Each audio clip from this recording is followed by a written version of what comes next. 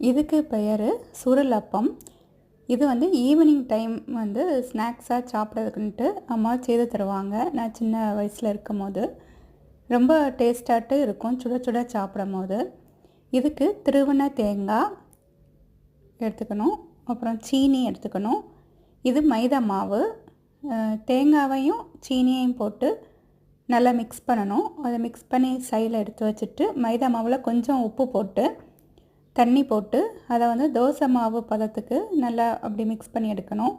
அப்புறம் தோசைக்கல்லை சூடு பண்ணிவிட்டு அதில் வந்து தோசை மாதிரி தின்னாட்டு அதை விட்டுட்டு அந்த தேங்காய் சீனியை வந்து அதில் வச்சுட்டு இதை இப்படி 2 சைடுமே இதை வந்து ஃபோல்டு பண்ணிவிட்டு இது வந்து கொஞ்சம் குக் ஆகணும்.